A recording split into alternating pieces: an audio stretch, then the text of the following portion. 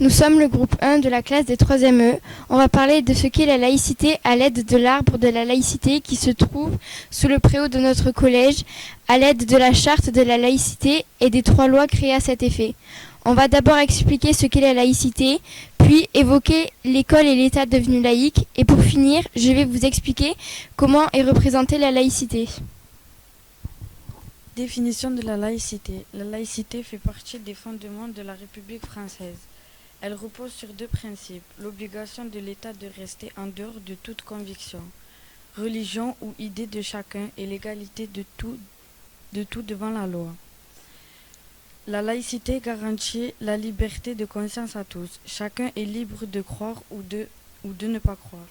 Elle permet de libre expression de ses convictions, tout dans le respect des autres et dans les limites de l'ordre public. La tolérance, c'est respecter la liberté et les opinions des autres. Le prosélytisme, c'est la volonté d'imposer ses idées aux autres.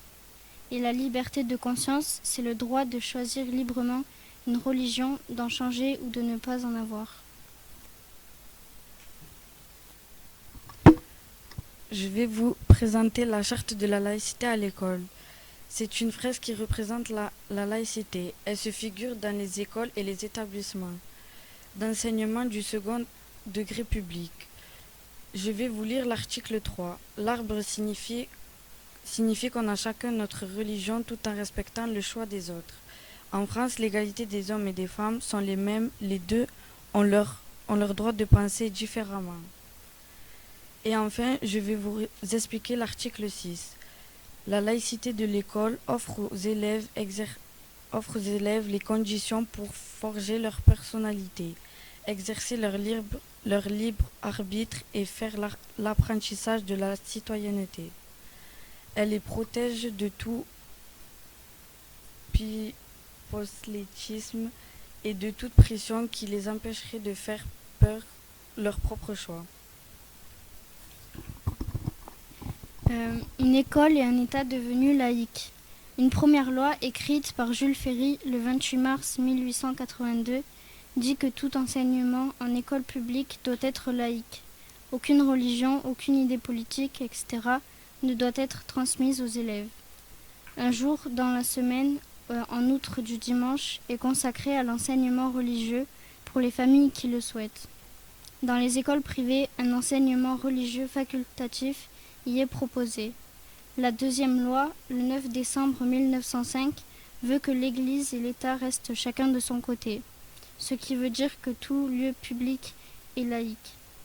La troisième et dernière loi, écrite il y a seulement 18 ans, le 15 décembre 2004, explique que tout signe religieux ou tenue religieuse doit être ostentatoire, c'est-à-dire qu'ils doivent être discrets et en aucun cas influencer les choix de ceux qui nous entourent. Aucune de ces lois n'incite à croire ou ne pas croire. Je vais vous expliquer comment est représentée la laïcité. La fresque est représentée par un arbre qui se situe sous le préau du collège Jean Lacasse de Grisol. Les racines de l'arbre sont représentées avec des noms de personnes connues comme Victor Hugo, qui est un écrivain français qui supportait la séparation de l'Église et de l'État. Son nom est inscrit sur les racines de l'arbre. Je vais maintenant vous parler du tronc de cet arbre de la laïcité. Il représente le présent. Sur le tronc, il est inscrit la devise française qui est liberté, égalité, fraternité. Il est torsadé pour montrer que dans le présent, toutes les personnes sont liées entre elles. L'avenir est représenté par des mains de couleurs différentes, par des cocardes et un bonnet phrygien. Dans l'avenir, il y a la fin de la devise qui est la laïcité. Les mains sont de différentes couleurs car cela représente l'identité de la personne. Les mains représentent l'engagement de chaque élève pour la laïcité et pour l'avenir. Elles montrent la diversité et l'unité de chaque personne. Je vais maintenant vous présenter les symboles qui sont la cocarde, le bonnet phrygien, la devise et le drapeau tricolore. La cocarde et le bonnet phrygien sont les symboles de la France. La devise est inscrite sur chaque mairie. Le tricolore représente le drapeau de la France. Voilà, notre oral est terminé.